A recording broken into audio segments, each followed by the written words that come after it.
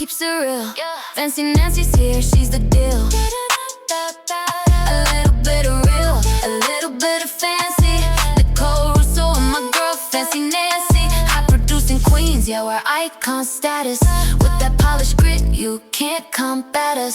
Trust your gut, honey, she knows what's up. Nic Nance, a little real, a little fancy. Hello and welcome back to our podcast. We did just rename our podcast. We should probably talk about that. It's Nic and Nance. Yes, we like it. It's sassy, Nic and Nance. Yeah, go watch our intro. Yes. It's nice. It's a little jingle. Jingle jangle, you know. Yeah, made by Jesse, so we appreciate that. But we're welcoming you back. We kind of are rolling with it today, out of necessity. We actually had a guest planned who, understandably, just got the dates crossed, and we'll have her on another episode. We're really excited about her, actually. We'll have her on another future episode. But for today, we're just going to kind of shoot the shit, talk about a host of different topics. One of them I just thought is good because we realized when she realized she got the wrong day, she was really flustered, and you could tell she just really felt horrible. And so we were just talking about, we don't want her to feel horrible at all, and that it happens. Like, I know it's happened to you, right, Nancy? It's happened to me. Yeah, totally. It's happened to us. And, you know, in situations like that, you just have to give grace because it happens to all of us. Days cross, mom brain, you have a million things going on.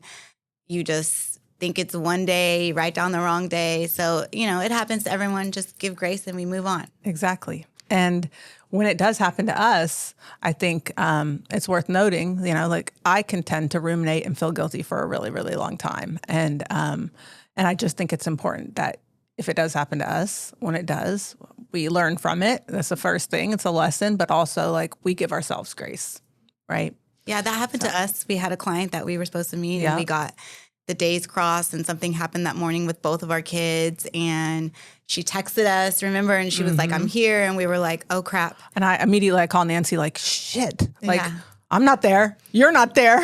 Yeah. I felt horrible. And unfortunately, it was a reflection on us, even though it was a mistake, right? And we tried to make it right. You know, it was at a coffee shop. We sent her money for the coffee. We tried to reschedule it. Unfortunately, she wasn't really open to giving us grace. Yeah. She felt like that made us look like we were unprofessional. And so we didn't get her business, which is okay. Again, we're not for everyone, right? You have to learn to give people grace because these things in life happen. And although, you know, we apologize and we own them, but, you know, if people can't accept it, then probably not best to be in alignment with them anyways, because life happens and life is definitely lifing at times. And so if you can't give someone grace for, you know, a simple mistake, then on you, kind of, right? So I think it's important. We show each other grace when we screw up. Yep. You know, speaking of, not that this is as much in alignment, but I'm actually excited. I'm going to see Mel Robbins tonight. Oh yeah, I love her. She has the Let It Go book. Let them. It's about letting go. Yes. It's about letting them. Yes. Letting them do whoever they is, letting them do, and then letting you be responsible for how you react. Yes. Right. So that should be fun. I'm going with a group of realtors, and Mel's podcast is actually in the top probably 50 podcasts out there. So she should be bringing some good stuff. I'm excited about that. What do you have going on? I have 2 listings hitting the market this week. So prep. It's been kind of crazy because I have 5 right now. The market has picked up a little bit, but things are, still buyers' sense of urgency are still not where I would love them to be. But, you know, all you can do is the work prior, which is prepare your listings well. So I have that and staging and all the things later today. What do you think is going to happen kind of getting into the summer months? What do you anticipate? Is the market going to continue to get better, worse? Where do you see things going? I mean, I want to put out there that it's going to get better and that, you know, more buyers are going to enter and all the things, you know, but I think really it's job specific, the job market needs to kind of pick up a little bit, which they say a lot of jobs are coming to Texas. So It's true. hopefully that helps our market, because that definitely drives the buyers and all of that. So I think also too depends on the price point. I think things that are $450 and under are definitely moving faster on my listings than maybe so the higher priced luxury ones are kind of sitting a little bit more. I think probably the war that we are involved with needs to stop in order for things to kind of pick up to the level that we anticipated maybe it was going to happen this spring. I think anytime the country's in war, everything else suffers, including any of the financial markets, including gas prices. How high has your gas been? High? Oh yeah, it cost me $100 to fill my car up. Yeah, I went over $100 the other day, and I was like, damn, I haven't gone over $100 in years. Yeah. And I drive more than you. So can you imagine that? Yeah. I'm filling up like almost twice a week in gas. So it's not fun. It's about $100, like 90, 89 to 100, 102 right there. Obviously I have to put premium in my car. But yeah, it's not the funnest. It's not the funnest experience. Everything, including like even, I'm not one to pay attention to like my grocery bill that much. But lately I have been looking at like, holy crap, that's what, the milk costs, that's what the egg costs. And I just know it's higher. I know it's higher. So anyway, this is our plea to the president. Stop the war. Yeah. And okay, so enough about politics. We probably shouldn't go there. But summer's coming. What you got going on with your kids?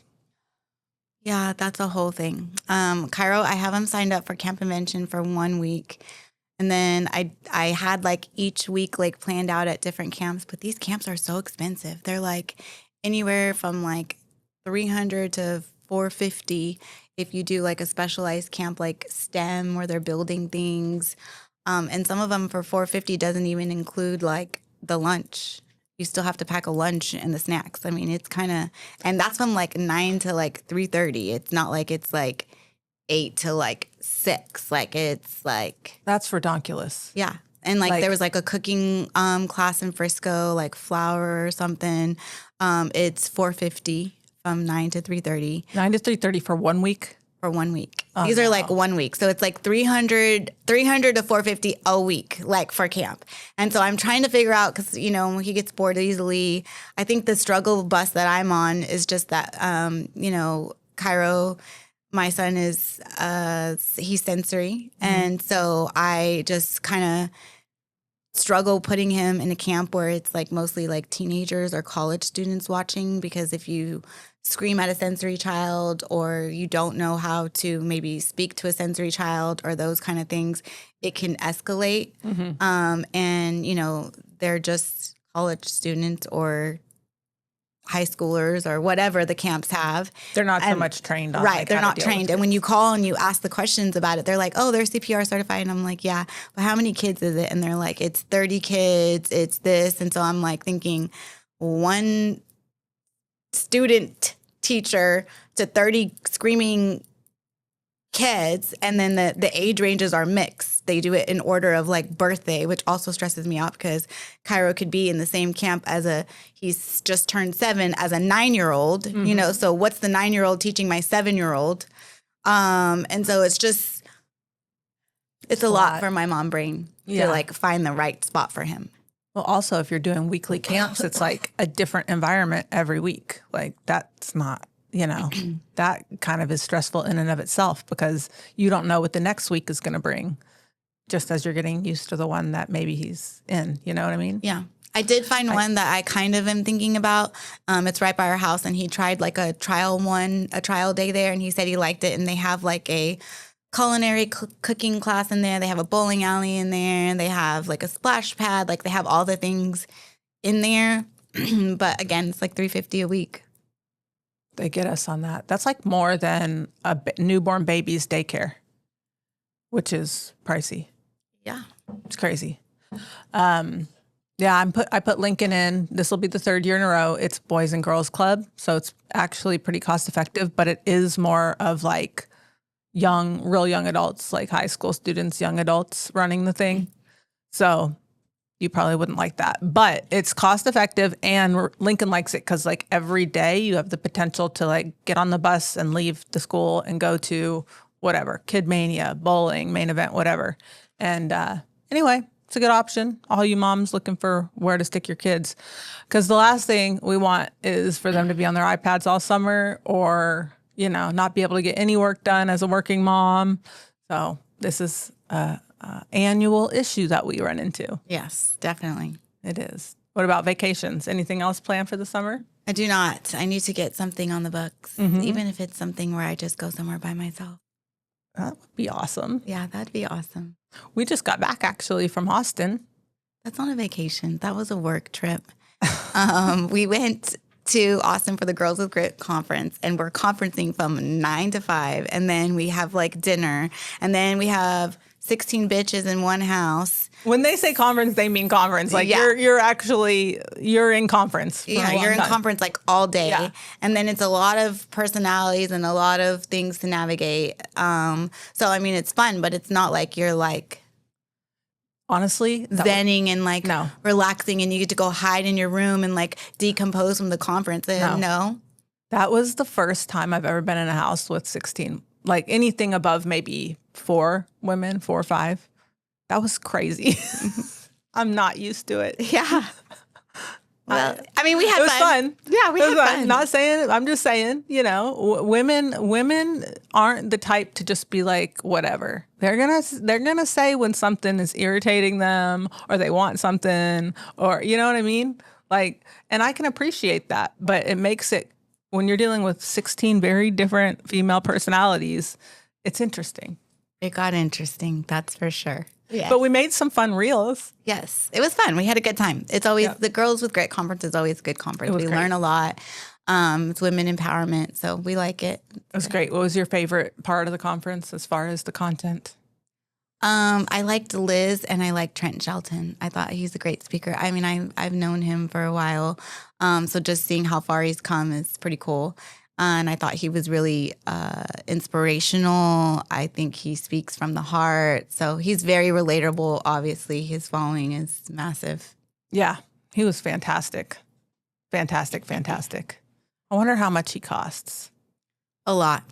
But on another note, Liz, I liked her because for those of you who are influencers and like to make content, she says that you should make content that's dumb. Like the dumber it is, the better it is. And I kind of like that, that concept because it takes away like it has to be perfect. I don't really have that in my content anyways. I don't ever think it has to be perfect. I'm like a shoot it once. I don't watch it back. I don't like to listen to myself. I'm a shoot it once and post kind of girl. But I know I have friends out there who want it to be perfection and perfect, and they will redo it and redo it and redo it. And she says they just won't post. Sometimes I have stuff in my phone that I'm just like, maybe I'll post this one day. Yeah. And she said, the dumber it is, the better it is. So I'm like, I really like that concept because like when you stop and think about it, it's kind of true. Like people like to watch kind of dumb stuff. Yeah. I mean, you laugh. What's those YouTubers? Like they make like millions of dollars like watching a kid open a gift. Yeah. Drives me nuts. I'm like, do not watch that. Like, I mean, it's so. I know. Or your son, like my son, I remember one time, actually Ava, who's now about to graduate high school, I remember walking in one time and she's watching YouTube. So, I mean, I can't even believe YouTube has been around this long. But I'm like, what are you watching? She is watching this little girl play with these little toys that were popular at the time, pet something, little doggies with the big heads, and watching. I was like, what a fucking concept. She's watching other kids play with toys. It's just crazy. And instead of playing, I was like, don't you want to play yourself? Yeah, it's just so bizarre to me, to be honest. But yeah. The dumber, the better. I'm telling you. So let that be inspiration to all of you out there. The dumber, the better. Literally, the dumber, the better. And when I thought about what she said and I thought about some of my videos, like I did a video on, those laundry beads that you like throw in your clothes to make it smell good? Yeah. And I did a video on instead of using them for your clothes, to put them down your garbage disposal and like run your garbage disposal, and how it makes like your whole kitchen smell good and it lasts like when people come over, but you're not like spraying stuff like into the air. Yeah. Like the video got like 16,000 views on YouTube. It's probably like one of my most watched videos, and it's so dumb. Yeah. Like- I mean, they say, and I think Liz said this too, like, you don't know what kind of traffic a video is going to get. One that you think is going to just like kill it, hardly gets any love. And another one that you think is like this. Like all the dudes were like, "Oh, this is so great! I could totally do this." Like, like more dudes watched that video on my algorithm than like probably any video that I had. And I'm like, this is so stupid, but everyone liked it. You never know. Dumb. Okay, that was the take-home message that you really, really kind of... Just do it. Just do it. Do it. That's good. I need to learn from that. I need to get out there a little bit more. One of my favorite takeaways was like the girls, they just got certified with a book called Unreasonable Hospitality. So it doesn't really matter what industry you're in, you could use this. It's a book out there written by this guy that took over a restaurant that was like suffering in Chicago. And he, within a pretty relatively short amount of time, went from a restaurant that almost couldn't make it to like Michelin 5-star best restaurant in the world. And the book is just like trying to, like, as a real estate agent, you can track like all the touch points that you have in a transaction with your consumer. Or if you are in the restaurant space, like you can track all the possible touch points you have to interface from the time the consumer walks in your door to the time that they leave. And it was just like how to make all those micro places special. And in that way, it's like, if you think about it, how many times do real estate agents have a client and then 5 years go by, they're ready to buy a new house, and then they see that they've selected another agent. They didn't go back to the person that they had. They didn't go back to the agent that they had. And a lot of times the reason is because, number one, you probably didn't stay in good contact with them.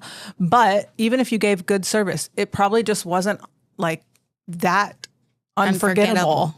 Right? That's the thing. You have to be unforgettable, like where you're placing yourselves in their lives in moments that mean the most to them, and not in a salesy way. It needs to be authentic.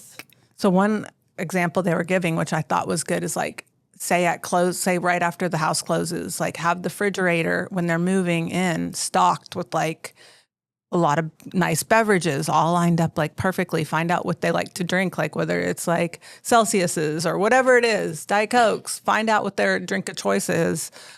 Stock the fridge up so where they come in, they open it, and unbeknownst to them, boom, their fridge is stocked, That would just be one example. But these girls definitely walk their talk, because I, in passing conversation with them a few months ago, told them, like, we got a girl gang coming to your event, like 16 girls. And she goes, oh, like, we should have a couple special tables for y'all's crew. I thought, okay, maybe that happens. Maybe it doesn't. Kind of forgot about it. And we show up to the event, and she finds me, and she's like, I'm reserving 2 tables for you. We walk in, and we didn't buy upgraded tickets. And she, sure enough, reserved. I mean, it even said like nicely, reserve for me. And I was just like, they didn't have to do that. You know how it is to run an event. Like, you have a million things going on in your mind. To make that special thing happen for one person is what could keep all of us coming back. You know what I mean? No, it was a great experience. And, we didn't buy the upgrade tickets because when you have that many people, you can't expect everybody to be purchasing. And then you don't want people to feel like, oh, this part of the group is sitting up here and this part of the group is sitting back here. So it was just, to get that many girls to go, it was just more affordable to do it with that ticket group price that we did purchase. But it was very hospitable of them to give us. Unreasonably hospitable. Yes. So, but read that book, y'all. It's an awesome book. And I think if you find Girls with Grit on social, they're going to start, they actually have a free class about it coming up. So I think anybody could get a lot out of that. Especially if you just think that, like, after your transaction, you're like, I served them. We got the house. It's over. But what did you do to make it extra special, right? Yeah, it was a great conference. Mm-hmm. So what else? What else we want to talk about today? Fancy?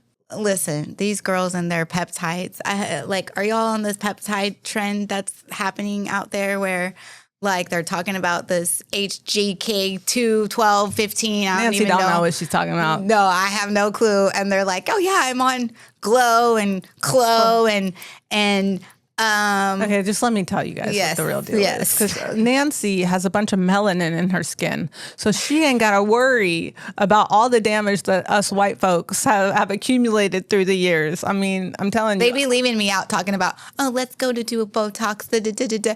And I'm like, oh, Botox. Okay, where? And they're like, oh, you don't need it. You're not coming. I'm like, okay, guess not.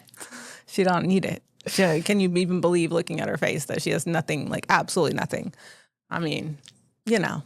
I have a good makeup artist. Shout out to Hanadi. Yeah, but also your skin is flawless. Thank you. For a almost mid 40-year-old.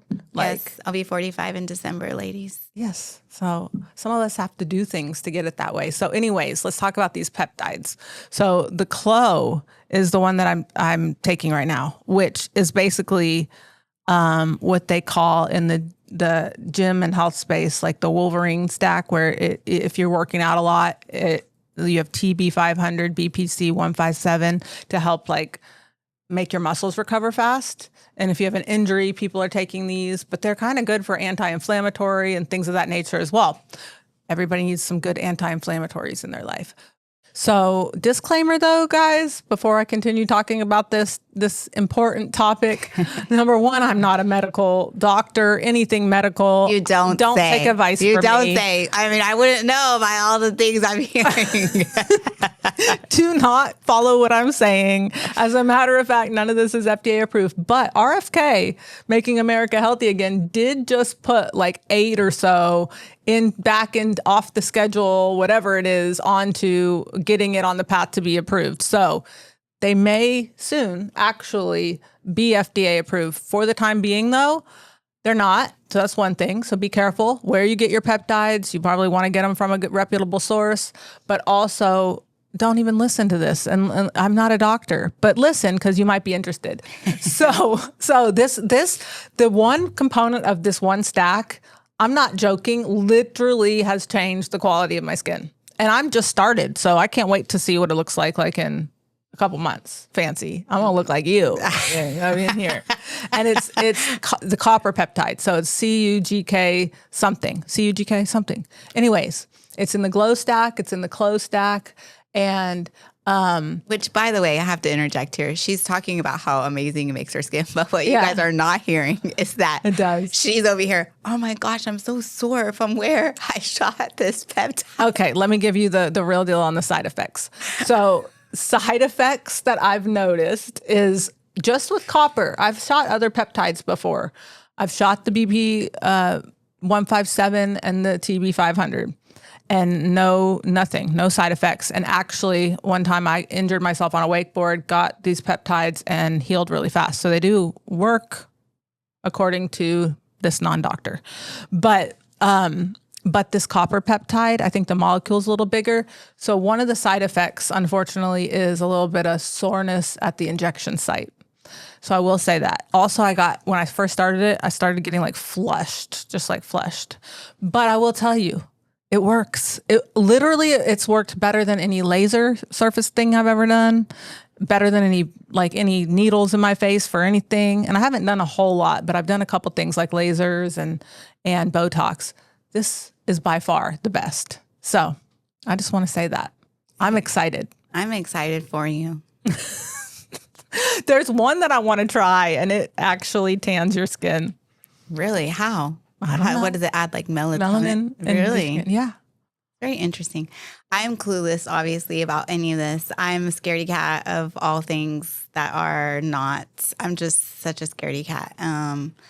I just am not that risk taker in putting things in my body or. If this interests y'all and you're not a scaredy cat, you should go to TikTok and just put in the peptides. Now you'll find a lot of people have to use code words because, content be getting taken down if you're outside of the rules. But yeah, it's a whole industry right now. Oh, I've been hearing about it. It's a foreign language, but I'm like, what are they talking about? I always feel so lost when I'm with all y'all.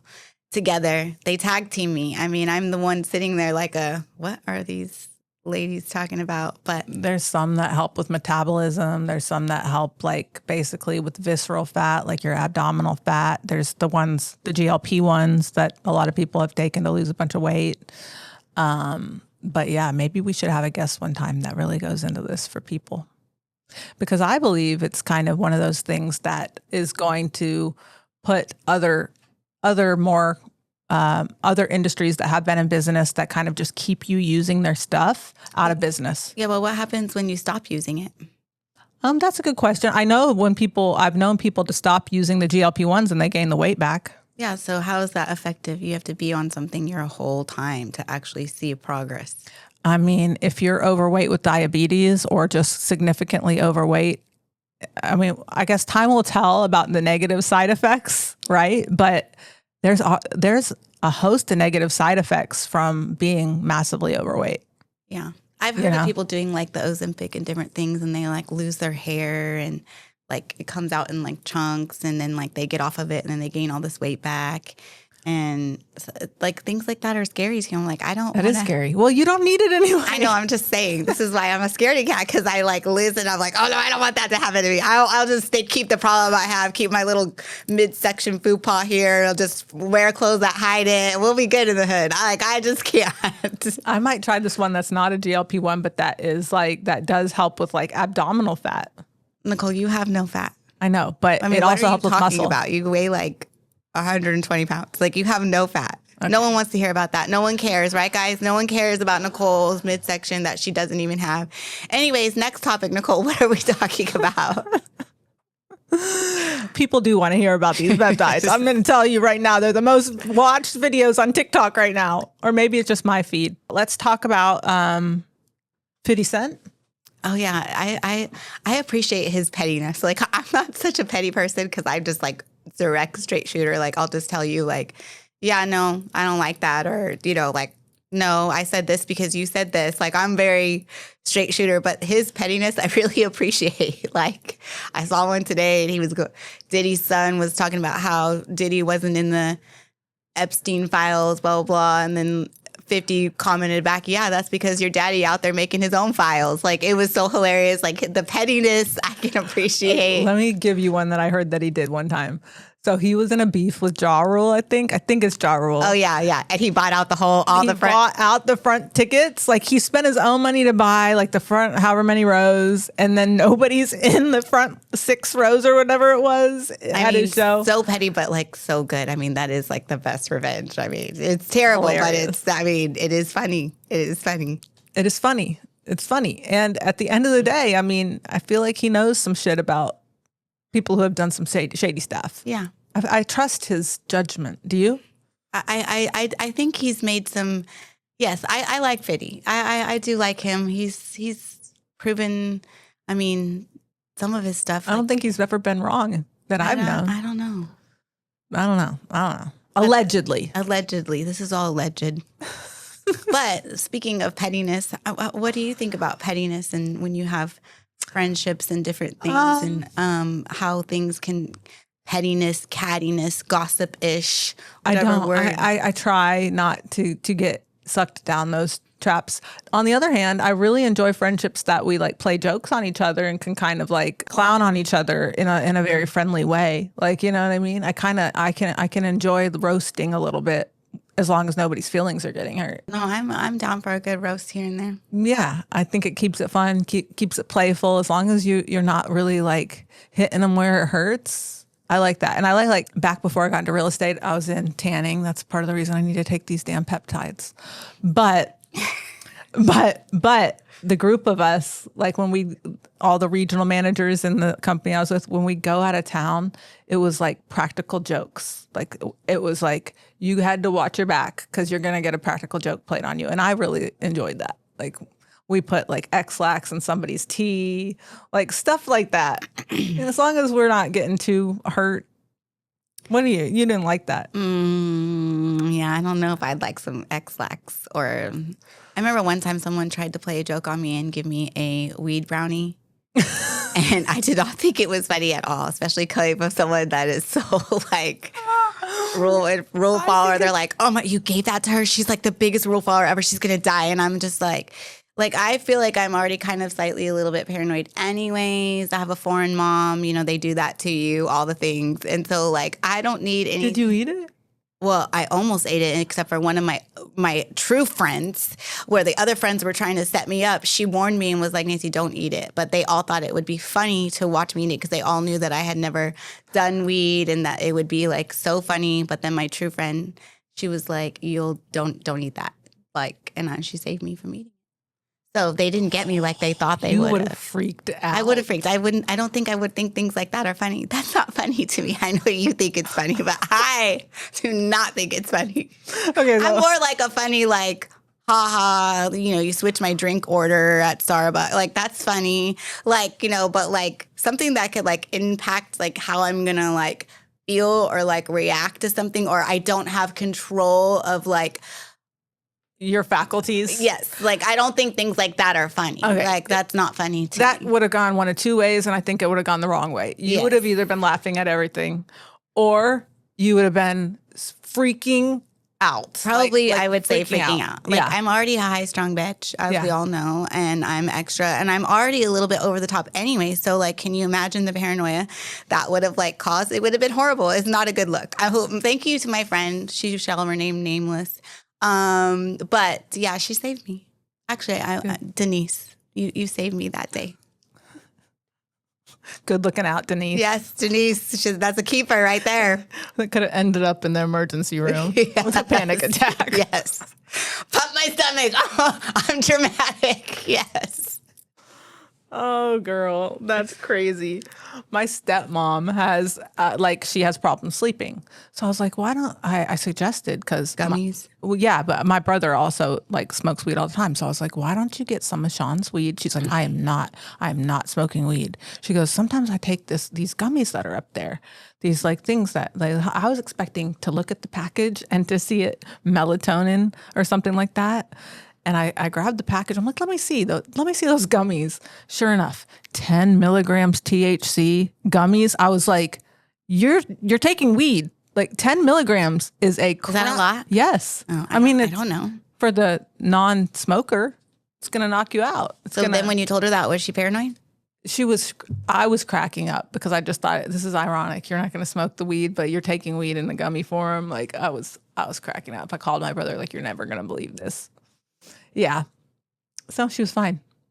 It was helping her sleep. So there are medicinal benefits. Hey, I'm not a hater. It's just people make their own decisions. It's just not something I choose for myself. I'm a congratulator. Like, that's great, boo, do you. Mm-hmm. I just don't want to do that. Like, Oh, they were like the smoke shops around here.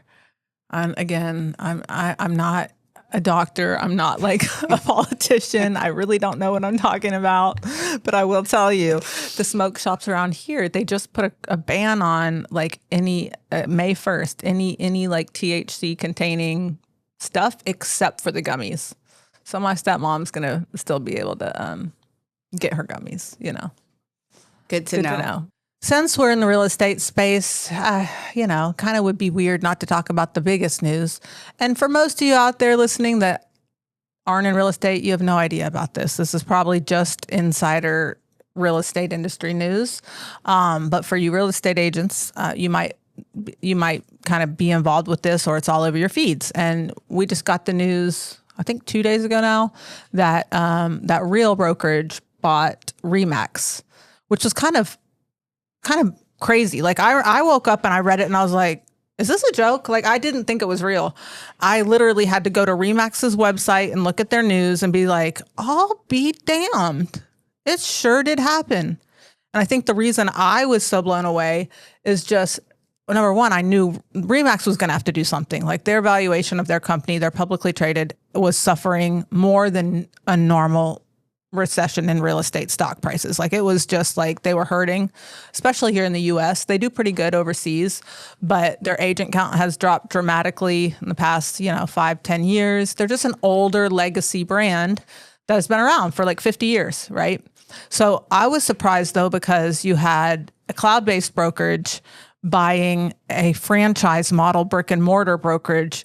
And so the marrying of the two kind of was like just like a shocker to me. Like it's almost like, how does that even happen? How does a virtual brokerage that's one entity take and acquire a brokerage that has lots of different franchise agreements in place, things that need to kind of be undone. And all that I think still remains to be totally seen. I know that there's been a statement by the founder of Real that they've said they have the option to operate fully like as Remax and not really adopt anything that Real has to offer. Or they can take advantage of some of their tech, because Remax was probably kind of suffering with their technology. But it's just been super, super interesting. It was an $880 million deal. So obviously that is on the ledger of Real. You know, you're taking out a bunch of debt to buy a company that some would say has a lot of debt. I mean, it does have a lot of debt in a lot of places, especially in a lot of the franchises. So what are your thoughts on this news, Nancy?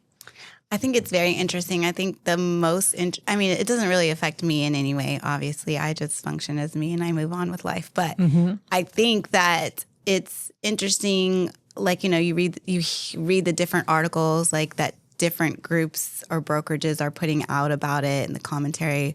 All the Real people seem to be real excited about it, and you know, they're posting how amazing. But it's like part of the business plan of Real is the agent has market share. So what does that say for the market share that the individual agent has when the company took on all this debt? It's kind of like one of those things, like at the end of the day, how does that sit with each agent? Then I've seen posts of Remax agents posting that they're looking for a new brokerage. You know, like I've seen both. Like they're looking for a new brokerage. I mean, you know, Remax, like you said, brick and mortar, totally different policies. I shouldn't say most, I actually don't know the statistic, but I would say they're older, kind of like a Century 21, like the agents there who like the camaraderie of going into an office and having someone right there, and more traditional ways as opposed to the virtual ways. So, you know, what happens to them? Did they really sign up for that kind of thing? So, I mean, it'll be interesting to see. It doesn't it doesn't really affect me either way. It's business as usual for me. But it is interesting, just the debt and the different things. It's kind of like when Compass, you know, was acquiring, and, you know, they were trying to get all these agents, and they buy agents. So they have like a ton of debt on their books. Like they tried to give me a deal and like pay me money to go over there. And it's like, and then they say, oh, we have all this growth, but is it really growth when you're A, buying people, and B, acquiring a whole company? Yes, you gain countries and different things, but it didn't grow authentically, right? It was purchased. So it's kind of different. Yeah, it's interesting. And I do think, I mean, a lot of this merger and acquisition stuff is going on in the industry, because Compass not only was buying individual agents, like you said, you got an offer, but they also bought Anywhere, which has a whole bunch of legacy brands, you know, with that company. It was huge. I mean, it made them the number one independent company now in the world, Compass is. Yeah. This purchase that Real just made them the number 2 in terms of agents, company in the world.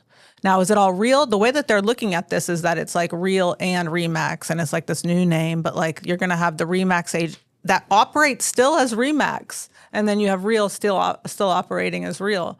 But I think one of the benefits, I think if I'm Real, is that the global footprint is bigger. Yeah, it's bigger. So there's agents all over that they can interchange with, which is always a benefit to the consumer, right? So like if you can say I have an agent counterpart in Canada or wherever, I mean, that's always a benefit to the consumer. So, you know, that's great for them. Yeah. And I think it just signaled to me in my head just kind of where the industry is going. You have these companies buying other companies. There are companies that are struggling financially. And so a lot of people are predicting that there are going to be like maybe 4 companies when all this merger and acquisitions kind of pan itself out. I personally think you're still going to have like the boutique little companies here and there. You know, I don't think everybody is going to have to be assigned to one of the big companies, but that's what they're saying. A lot of people anyway. I have no idea if it's going to pan out this way, but a lot of people are predicting that it's going to kind of be kind of like 4, maybe 5 heavy hitters, and that's it. And I mean, people should just go where they feel most comfortable and what works for them at the end of the day. Like, I like the little boutique-y ones. I mean, like, I like smaller. Usually I gravitate towards that. You know, so like I like smaller boutique brokerages. I love EXP where I'm at.